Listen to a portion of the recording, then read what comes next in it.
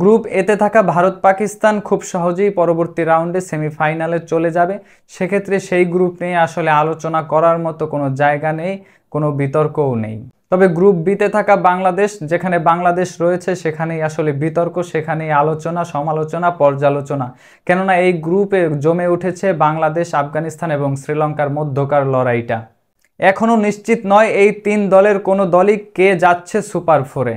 কোন দুই দল প্রতিপক্ষ হবে ভারত পাকিস্তানের, সেই সমীকরণটা আসলে এখন পর্যন্ত মিলানো সম্ভব হয়নি।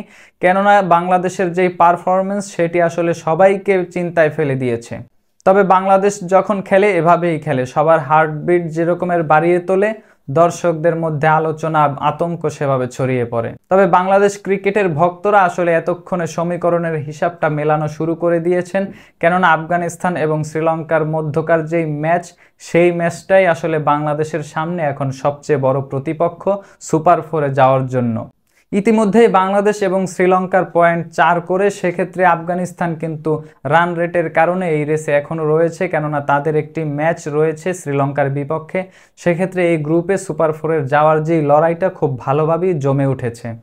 কেননা এখনও বাংলাদেশ এবং শ্রীলঙ্কা 4 পয়েন্ট নিয়েও স্বস্তিতে নেই। কেননা আফগানিস্তান শেষ ম্যাচে আসলে কি ঘটাবে সেটাই আসলে অপেক্ষা করছে সামনে। তবে এশিয়া কাপে গ্রুপ পর্বের 3 ম্যাচই খেলে ফেলা বাংলাদেশ এখনও খেলে যাবেন অন্য একটি দলের হয়ে। সেক্ষেত্রে বাংলাদেশের সামনে 3টা সমীকরণ বাংলাদেশকে আসলে সুপার ফোরে যাওয়ার জন্য।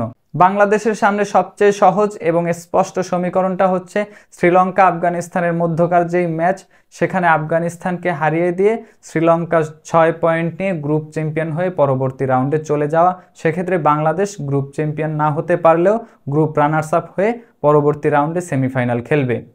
তবে বাংলাদেশের সামনে আরও একটি সহজ সমীকরণ রয়েছে। আফগানিস্তান এবং শ্রীলঙ্কার মধ্যকার ম্যাচটি যদি আবহাওয়ার কারণে পরিত্যক্ত হয়, সেক্ষেত্রে ম্যাচটি ড্র হওয়ায় তারা পয়েন্ট ভাগাভাগি করবে। শ্রীলঙ্কা গ্রুপ চ্যাম্পিয়ন হয়ে পরবর্তী রাউন্ডে চলে যাবে, বাংলাদেশ গ্রুপ রানার্স আপ হয়ে সেমিফাইনাল খেলবে। তবে সকল ক্যালকুলেশনটাই হচ্ছে একটি জায়গায়, আফগানিস্তান যদি কোনো দুর্ঘটনা ঘটায়, সেক্ষেত্রে আফগানিস্তান যদি শ্রীলঙ্কার বিপক্ষে জয়লাভ করে, সেই জয়লাভটাও হতে হবে বাংলাদেশের আশানুরূপ। কেননা বাংলাদেশ যেই রান রেটটা নিয়ে এই গ্রুপে এখন পর্যন্ত লড়াইয়ে টিকে আছে, শ্রীলঙ্কা যদি আফগানিস্তানের বিপক্ষে হেরে যায়, শ্রীলঙ্কার যেই রান রেটটা বাংলাদেশের চেয়েও কম হতে হবে। সেক্ষেত্রেই বাংলাদেশ পরবর্তী রাউন্ডে খেলবে। তবে সেখানে আবার 2টা সমীকরণ। আফগানিস্তান যদি শুরুতে ব্যাটিং করে, সেক্ষেত্রে আফগানিস্তান 65 কিংবা 70 রান হাতে রেখে জয়লাভ করতে হবে। এবং আফগানিস্তান যদি শ্রীলঙ্কার বিপক্ষে এই ম্যাচটা রান তাড়া করে জয়লাভ করে, সেক্ষেত্রে আফগানিস্তানকে 11 ওভার 2 বলে জিততে হবে।